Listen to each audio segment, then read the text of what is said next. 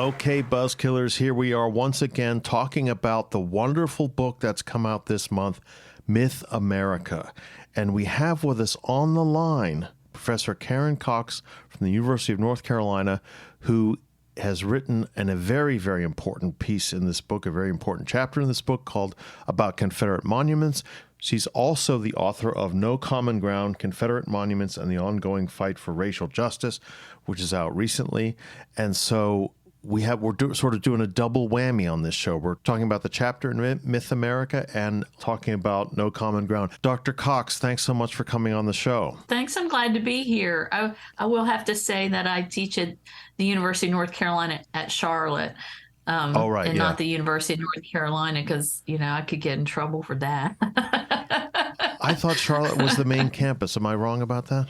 No, it's the Chapel Hill. Oh yeah, duh. Is okay. The University of North Carolina.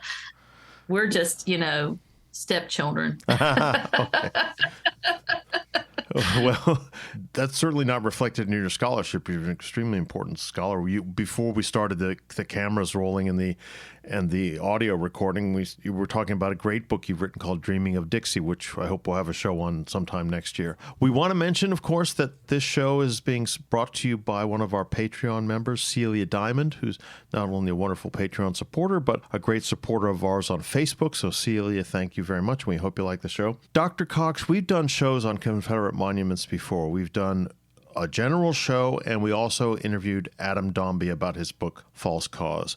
But when I was reading your chapter in Myth America, it just struck me again and again and again how deeply entrenched the ideas of racial superiority and this sort of immediate, almost visceral reactions to what was going on in the late 19th century and early 20th century were, that really brought up these monuments, that really made it there was kind of monument mania for 40 years. Is that was I getting an accurate impression of what was going on? Yeah, I think that, first of all, I think it's important to remind people that Confederate monuments have been built in every decade since the end of the Civil War. Wow. Including the last decade. But late 19th century, especially beginning in the 1890s, it was sort of a monument mania, but it's very much tied to the United Daughters of the Confederacy, which was the group responsible for building most of those and raising the money for those. Mm-hmm. Yeah, so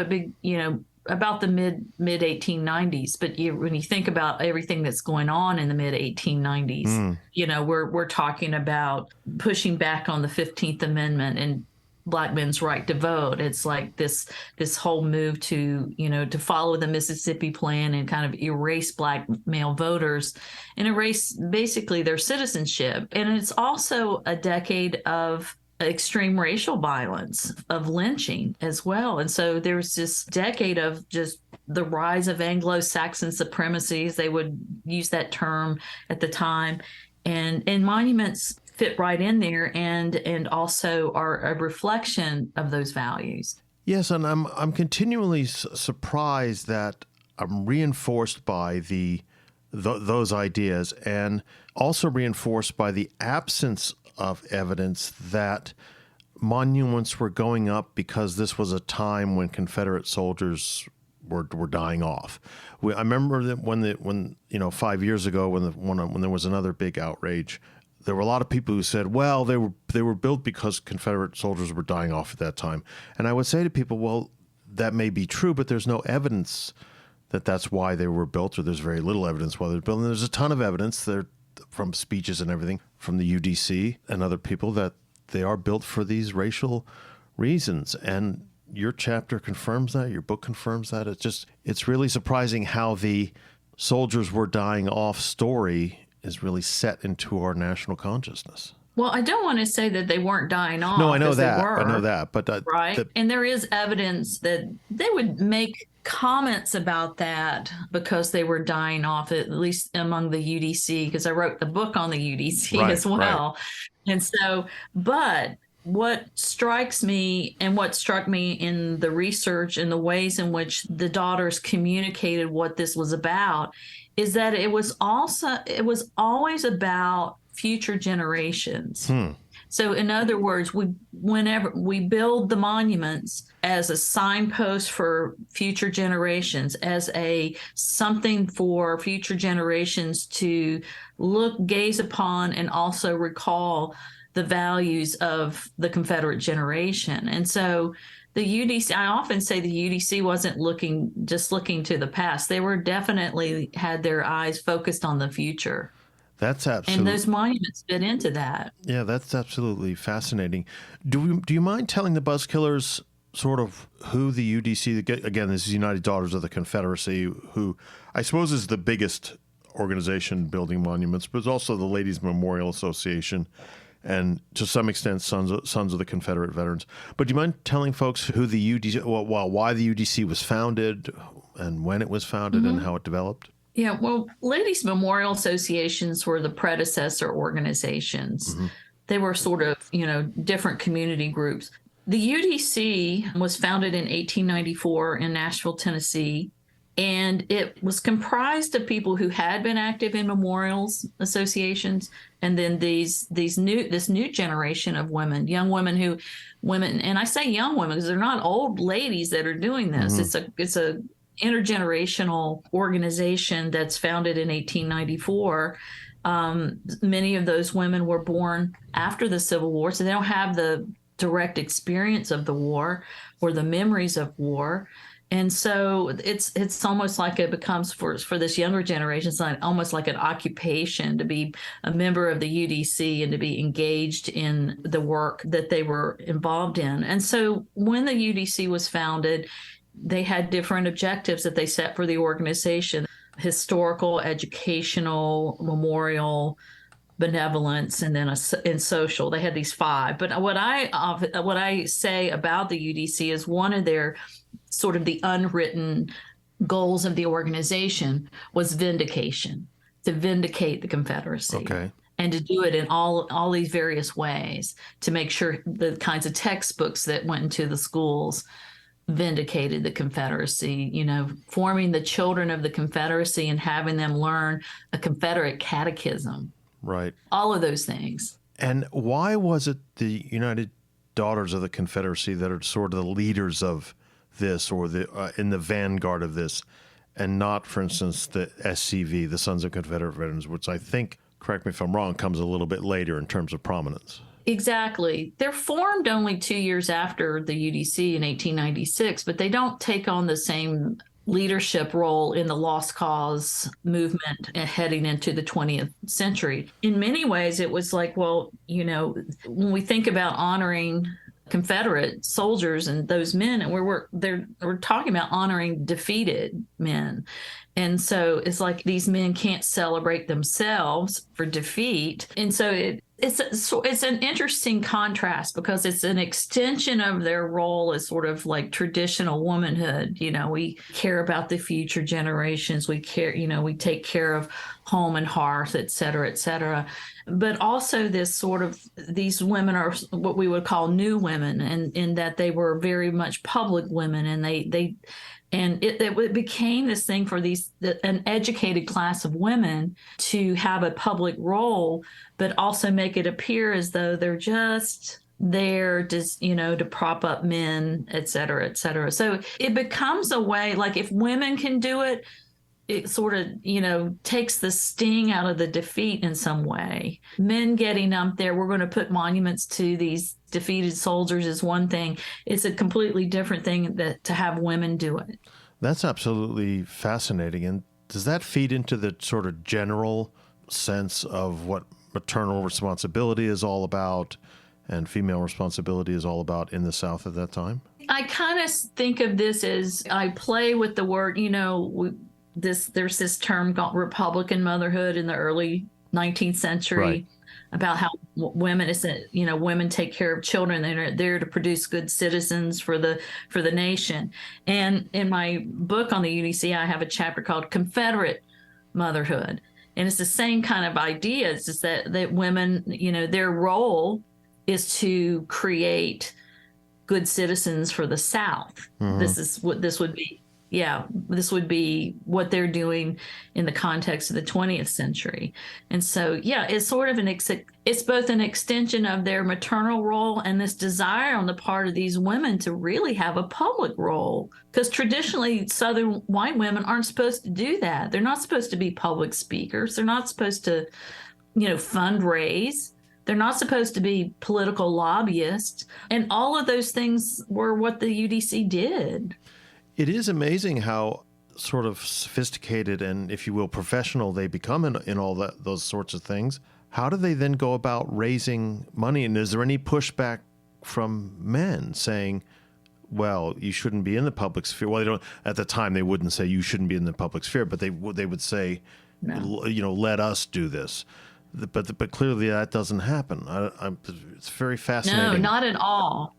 Not at all. If anything, I've seen speeches where men say this is woman's role to take this on, and as a matter of fact, and then the women are really good at shaming men into supporting what they're doing. Oh, that's very interesting. Yeah, that's very the men of their generation, because they're saying, why aren't they doing this work? Why aren't they helping us do this work? There would be some of that going on among the new like SCV generation. And so the money that's raised for monuments, which in today's money is millions of dollars, is done through, yes, they do things like fundraise for, throw a Confederate bazaar or sell things, or they might, raffle a quilt or whatever. But that's not enough money for these monuments. And so they're very good at lobbying. And men are on board with this too, local leaders, lobbying their local, their city council, their county commissioners or whatever for money to build the monument. And they come through. And then for the monuments on a larger scale, there's states also help provide money for these things. And so men are assisting financially, that's for sure. Right. And they do so through their local governments. Is there any opposition in the South generally to these things? I know you mentioned in the article, Frederick Douglass, of course, is saying, why are we doing this stuff for Robert E. Lee and all that? And it's very strongly worded and rhetorically it's very powerful. But I just wonder whether there were any sort of, I don't know, former Confederates or people who might have been in the former slave owning class who said, no, let's let bygones be bygones. We need to forget about this. Or was it universally popular? Well, Robert E. Lee, before his death in 1870, which is very early on, says he makes a statement along the lines that monuments only will keep open the sores of war, right, or something along those lines. I'm paraphrasing. But as I often say, the lost cause was bigger than him. Yeah. And generally, everyone in the white community is on board with this. There is a way in which the white South has to sort of come to terms with its defeat, and then, create this whole mythology and completely romanticize, Confederate soldiers and the leaders of the Confederacy, et cetera. And so there aren't former Confederates, but there are certainly African Americans who are speaking out. It's not just the leaders, it's not just a Frederick Douglass, it's not just a W.E.B. Du Bois, but it's somebody like John Mitchell Jr., who's the editor of the Richmond Planet, who is very vocal in his criticism of that grand monument to Lee that went up on Monument Avenue in Richmond in 1890. And so one of the things I try to cover in No Common Ground and in that book is the way in which local Southerners, the local Black citizens are the ones who are most affected by these monuments in their community. But you also show in the chapter in Myth America that there certainly grows or develops national support for the lost cause narrative, that, people in the North start to buy into it. And that I found absolutely fascinating.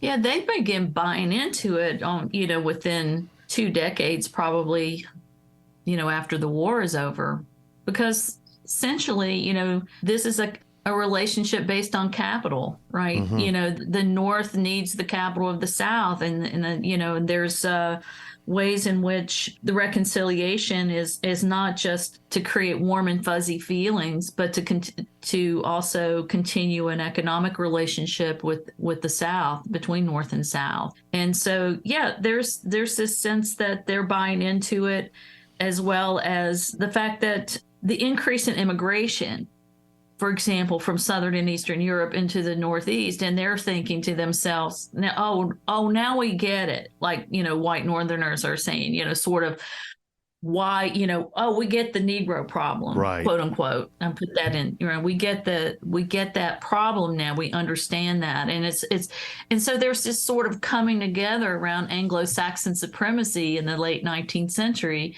in the 1890s, that they all agree on, they kind of come together on. But one of the most powerful sentences, I think, in the chapter in Myth America is you say the evolution of the lost cause myth offers proof that it was never tied to factual history, but was always about an alternate reality. Do you find that Northerners buy into the alternate reality thing too, or is it mainly now we understand because we have the influx of immigration? They also buy into it. I mean, that's what my Dreaming of Dixie book is about, in a way. So that's kind of became the next book, because I'm like, wait a minute, they buy into it too. Yeah. And they buy into it literally through buying Aunt Jemima products, Aunt Jemima pancake mix. There's literally 2 Jewish immigrants writing Dixie songs in Tin Pan Alley to Hollywood's version of The Lost Cause on film, whether it's Birth of a Nation or all the way up through Gone with the Wind. Of course, there's all this in between that people don't understand. There were 75 films set in the Old South before Gone with the Wind was even written. Wow, that's a lot. Considering Gone with the Wind was written in the 30s, that's a lot. That's all. Yeah, it's a lot. And so there's just this buy into this romance of the South. There's also this an entire tourist trade to go to the South to kind of see the Old South, see what slavery looked like, because a lot, the war was primarily fought in the South. So white Northerners have no idea what it's like, but in their imagination, it's this Old South romance. And so in some ways, they bought into the lost cause too.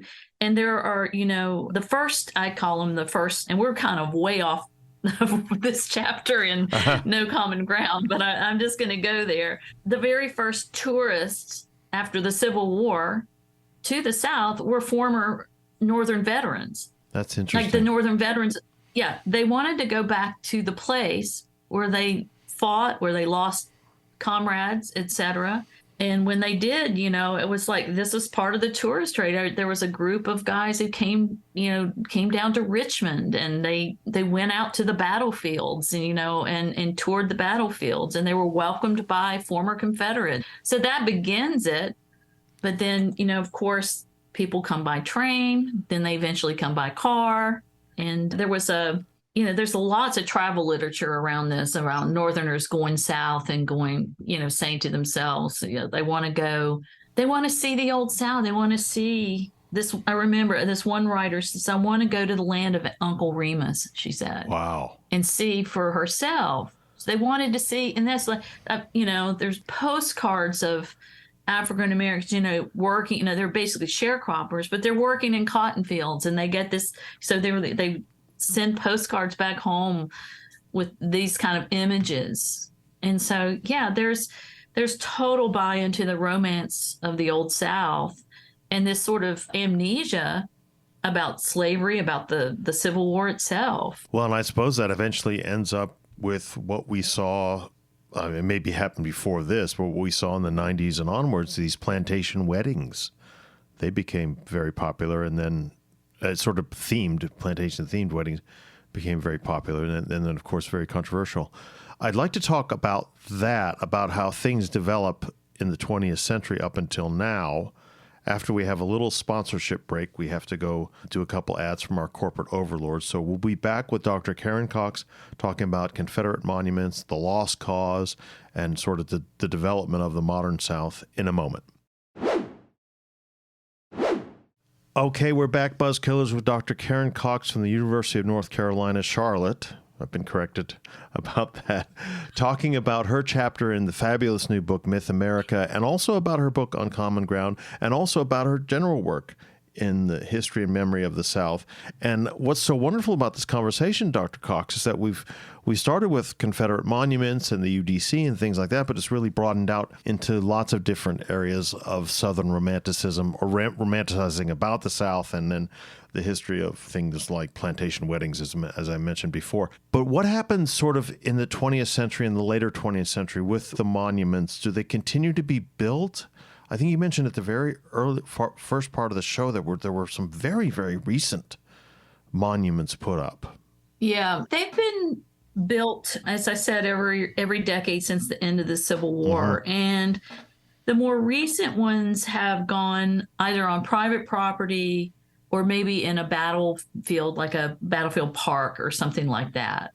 What's interesting about that is that it's a way to get around the controversy of it, right? Because if it's on private property, it can't be removed, it can't be protested, et cetera, et cetera. And so those more recent ones that's kind of where they are. There was this really great article that came out in Smithsonian Magazine called The Costs of the Confederacy, in which these journalists actually investigated the ways in which Southern states and Southern government, local governments continue to support the Confederacy through, maintaining, these parks or maintaining these monuments or markers, et cetera, et cetera. And it's a lot of money. It's a lot of money. It is an amazing amount of money when you think about it. Yeah. When do the sort of large-scale or organized protests against the monuments and the statues, when are those things?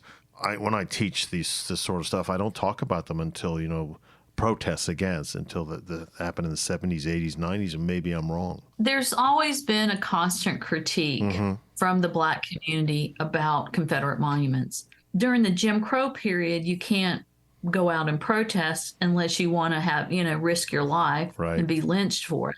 That said, there were ways in which people commented on what these things meant to the Black community. And I talk about that in No Common Ground, in which, for example, the Chicago Defender posted a question for its readers. Do you think there should be a federal law abolishing or prohibiting the building of Confederate monuments? Something along that. I'm paraphrasing, but that was the question. And there was a resounding yes. We absolutely need these things, and this is why.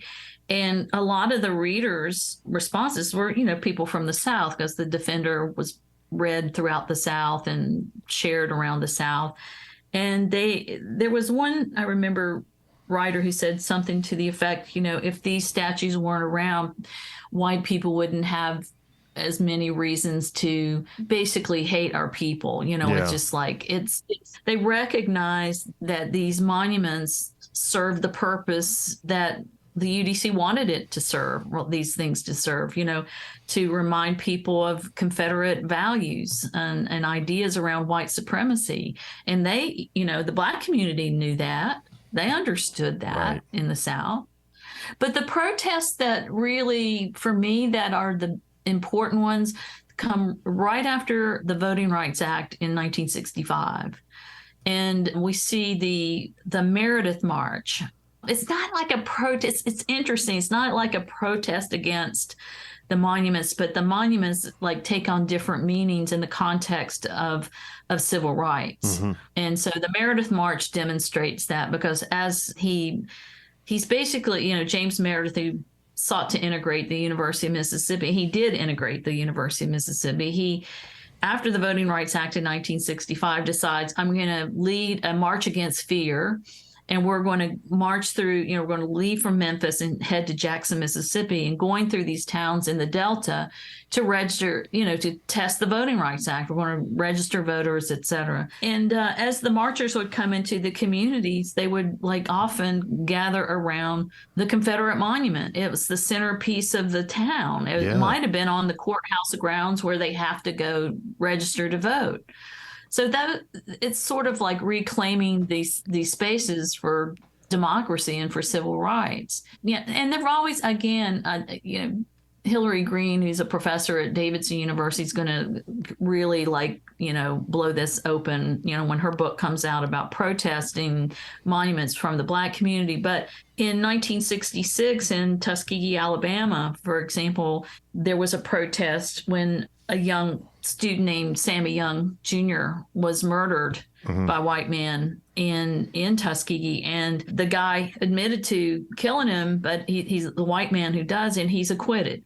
Yeah. And there's an expectation that he would be acquitted because he's a white guy who killed a black man, And so, but the students at Tuskegee go into the town of Tuskegee, where the Confederate monument is, and they go after the monument.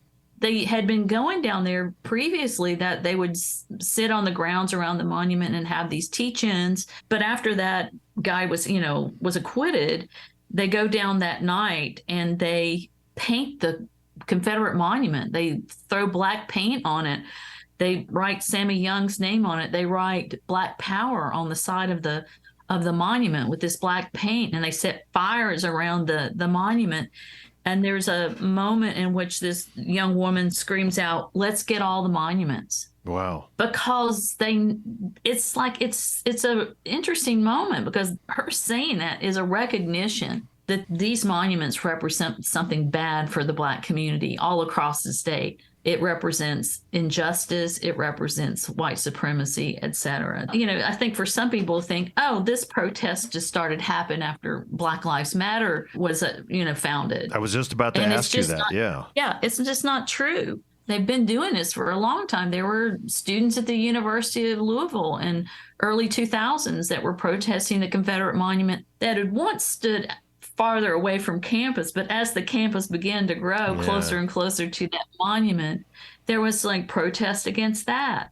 And so I think it's erroneous for people to think that people have only protested in the last, say, 10 years, because it isn't true. Yes, that's very interesting, especially the paint thing, because as you rightly point out, or as the cover of the dust jacket cover of your book, No Common Ground, shows, it has the monument being painted, but also the projection of the images of BLM and George Floyd and things like that. That's one of these things I think people think it's a brand new thing. It's a very woke thing, but it's been going on essentially, all my life, certainly 40, 50 years at least. Yeah. So that's a very, very important myth that we need to bust. How has the community of professional historians reacted to the fact that the monuments are coming down? Let me just give a personal thing here.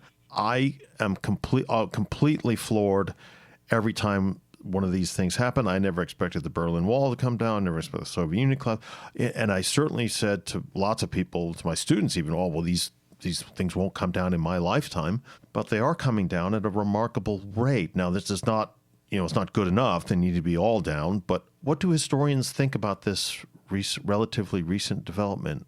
I don't really have a specific point in that question. I'm just sort of wondering, are people surprised like me? Or, everyone's thankful, but are people surprised that it's happening so relatively quickly? Or it's happened precipitously in the last 5 years? I think, first of all, it's important to consider the fact that I think historians have changed their mind about what should happen. Right. Okay. Last several years, right? There was a moment in time, probably around, let's say 2010, I'm just, ballpark here, in which there was a movement to say, okay, let's contextualize these things. Yeah. Meaning we'll put a little plaque here, or some interpretive language over here about what this monument means. And there was pushback against that from the neo-Confederate groups and others. And so for me personally, the real change for me came after the Charleston massacre in 2015. And even then there were people who weren't quite on board, historians. So the historians were a little split along those lines. And even historians who wrote op-eds, and I'm not going to call anybody out, but, have changed their mind since writing an op-ed about that kind of thing. But I've been pretty consistent since 2015, and that is and I wrote a little piece that didn't get a lot of. It didn't get, it's one of those things where I wasn't quite the Twitter person at the time, and although who knows where the heck that's going. Yeah. But it didn't get shared a lot. But I wrote this op-ed for Huffington Post in 2015, maybe a month after the Charleston massacre. And in that, I wrote that Confederate monuments do not belong on the grounds of government. Right. Right. And so that I'm very clear about, because I feel like, this is supposed, if this is a democracy and these are the local centers of democracy, these local courthouses, then they don't belong there. And so I've been consistent about that since then. I also feel like, let's contextualize them left the station a long time ago. Right. So historians, I think, have, come around to, we recognize them for what they are, and they are dangerous. But it's like historians finally maybe listening to what the Black community has been saying all along, and what it means for them. And so in terms of, are we surprised? I will say I was a little surprised. I did not see that George Floyd moment coming to Richmond. Yeah, the Richmond thing is amazing. Yeah. Yeah, I did not see that coming. I thought, now that's one I thought not that Monument Avenue was never gonna change. I thought that. And so, that was an amazing thing to have happen. Right. Because those are iconic Confederate monuments along that street. But it shows you also, it's interesting to me. It demonstrates, first of all, the power of art of these local artists, is protest art, the way in which people wrote all over, painted all over this monument was just like created this completely different vision of what that was at one time. And I've been to that monument several times. I've been in the different stages now that it's been in. And it's, first of all, it was an enormous monument. I mean, you look like a tiny next to it. Yeah, that's right. And then to see this happen. And so it was very, very powerful. But you see what's happened is, and what made it possible to remove that monument was a change in law. Okay. Right. So most states, southern states, after 2015, including North Carolina, which was the first state to put out a monument law right after, I'm talking 1 month after the Charleston massacre. And that embarrasses me to no end to be from a state that did that on the heels of those murders. Right. Some had been on the books before, including in Virginia. But several states passed these monument laws to prevent the removal of monuments. And so what we see is like people think, oh, there have been a lot. Relatively speaking, it may seem like a lot of monuments, but there were around 800 monuments built, and only 100 have gone down. That means there's 700 still to go. Oh, I didn't know that. That's, yeah. I think of them as really, okay. Yeah, that's a myth, right? Exactly. Yeah, no, this is very important. That more have come down than really have. And that doesn't even touch street names, school names, right, names of parks, etc. So what happened in Virginia was that there was a changing of the guard in the legislature, and they reversed the law. The law had prevented local communities, and that's why most of these laws are. They prevent local communities from doing anything about their Confederate monument, even if the local community wants it. So as soon as that law changed, the mayor of Richmond went on in and started taking them down. And the first one was Stonewall Jackson. But the one of Robert E. Lee was tied up in litigation because it was owned by the state. Yeah, so it starts to get confusing. When I was working on this, I had to really start reading law, so the understanding it, because every state has a different law, and there's different levels of punishment. And Florida came out with the most draconian one, saying if you take down a monument, in other words, vandalize it, rip it down, or whatever, it's a felony and you can go to prison. Yeah. For 15 years. So there's those laws are meant to put down protest, and actually what they do is invite protest. Yeah, that's very interesting. Yeah. Is it the case that we, including me, and now I've been corrected and we can bust that myth, and we'll do so extensively on social media, is it maybe because all the biggies are coming down, that like Monument Avenue's coming down, but that the 700 that remain are in the more smaller towns and other more distant from the sort of more famous ones? Yeah, pretty much. I mean, let's give you an example. The ones in New Orleans that were taken down, by the mayor, guess what? Every other monument in the state of Louisiana is firmly in place. Yeah, that's amazing. Yeah, okay. The states that have taken down the most monuments are Virginia and North Carolina. Now, in Virginia, it's because the law changed. In North Carolina, because we have a loophole, and the loophole is if it becomes an issue of public safety, the local community can remove the monument. Oh, okay. Yeah. And that's happened. I don't know about, I always laugh about the Asheville monument. There was a monument to Zebulon Vance, who was the Confederate Civil War era governor, right? And I don't think that was an issue of public safety. They just took it down, and I don't know how they got away with it, except that it's Asheville. Asheville is kind of a unique place. Oh, okay. Asheville's kind of does what Asheville wants to do. So the monuments around the state capitol, for example, in Raleigh, in North Carolina, have been removed were removed by the governor. So the thing to remember for people to remember about the monuments is that removal does not mean destruction. Okay, right. Right. Removal just means removal. And removal in many of these cases, including in Richmond, a lot of these monuments that have been removed are just in storage. Right. They haven't been destroyed. They're waiting, I guess, to see what they might do with it. Who knows? It could be that some of them end up in a park, like a military park or something like that.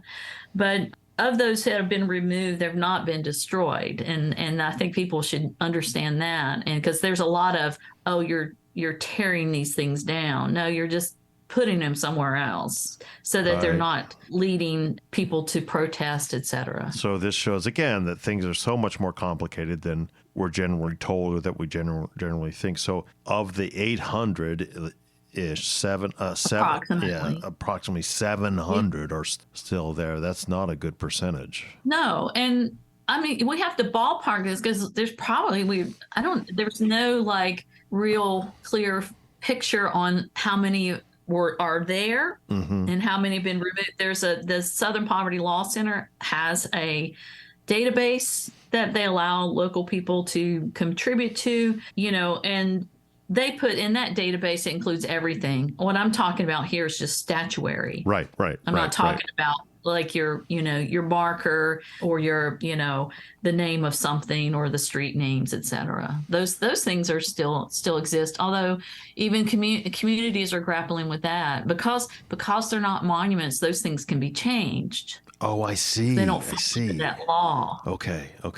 Yeah, I guess changing a street name is not as quote big a deal as bringing down a huge monument. Right. So in Charlotte, where I live, the mayor appointed a legacy commission. I was like an advisor on it, but the commission itself, I mean, they went forward with the recommendations. One of those was because we didn't have a whole bunch of Confederate monuments. That's the thing that made it easier. Right.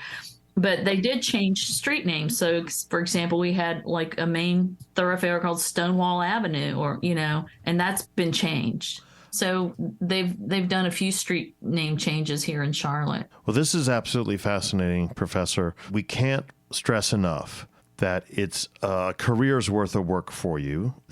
Not only is it this chapter in this very important book, Myth America, but there's No Common Ground, Confederate Monuments and the Ongoing Fight for Racial Justice, which is just out recently.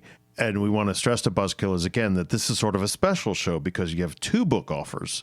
Patreon members can put their name in the hat for a copy of Myth America, and they can put their name in the hat for a copy of No Common Ground. And we hope that you'll come back on the show again later this year to talk more about other things that you work on. So we like to say to all the listeners, please go to ProfessorBuzzkill.com, sign up for the newsletter. It's free. You'll learn all about our new shows, our forthcoming shows, and all that stuff. Please go to Apple Podcasts if you can, or whatever podcast platform you use, and rate and review us. That makes a huge difference in attracting advertisers and boosting us up the ranks. And once again, just thank you so much, Dr. Cox, for coming on the show.